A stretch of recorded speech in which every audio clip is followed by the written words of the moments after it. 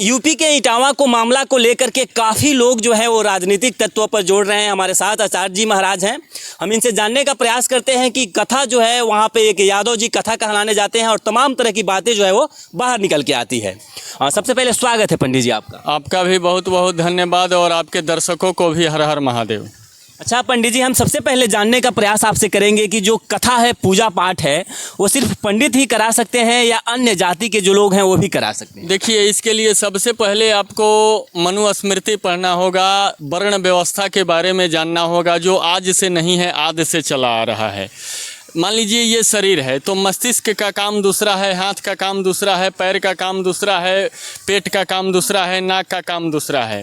ठीक है, जिसके अंदर ज्ञान है, चाहे वो किसी भी जाति समुदाय से हो, अपने ज्ञान को चराचर सृष्टि में प्रकाशित कर सकते हैं, इसमें कहीं से कोई दो राय नहीं है। लेकिन इसका मतलब ये नहीं हुआ कि अगर हम संत का चोला धारण कर रहे हैं, सनातन को अपना रहे हैं, तो सनातन के नियम कानून को भी पालन करना पड़ेगा। ठीक है।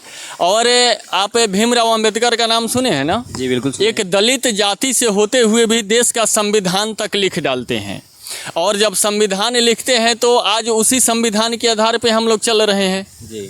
तो कुल मिलाजुला के इटावा का जो कांड है वो बिल्कुल निंदनीय है। चाहे वो कोई भी कथावाचक हो या ब्राह्मण हो, कोई भी हो, मैं किसी धर्म जाति समुदाय की बात नहीं कर रहा हूँ। वो जो घटना है निंदनीय है, मैं उसका कड़ा विरोध करता हूँ और घोर निंदा करता हूँ। जी, अगर हम आपको बुलाने आते हैं तो सबसे पहले हमें जानकारी कर लेना जरूरी है कि पंडित जी आखिर हैं क्या। तो कहीं ना कहीं वहाँ के जो पंडित लोग हैं या जो भी लोग हैं, जब उस कथावाचक को बुलाने गए तो पहले उनके बारे में जानकारी करना चाहिए, ना कि बाद में उनको बुला करके अपमानित करना और उनके जो है वो सर का बाल मुड़वा देना। देखिए, अब पीछे पछताए क्या होता है जब चिड़िया चुग गई खेत। सवाल है कि अगर कोई गलती करता है तो उसको दंड देने का अधिकार तो मुझे नहीं है, उसके लिए शासन प्रशासन बनाया गया है। जब मैं खुद किसी को दंडित करने लग जाऊं या कोई भी किसी को दंडित करने लग जाए तो फिर तो यहाँ कानून का कोई औचित्य नहीं रह गया।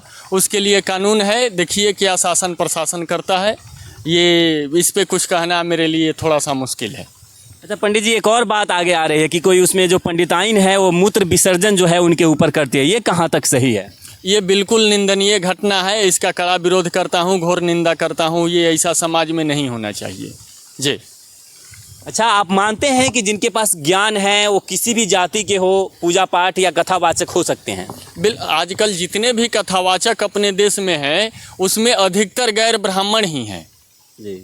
जितने कथावाचक है उसमें अधिकतर गैर ब्राह्मण है। तो जिनके अंदर ज्ञान का प्रकाश है वो सृष्टि को प्रकाशित कर रहा है, कोई दिक्कत नहीं है। जी।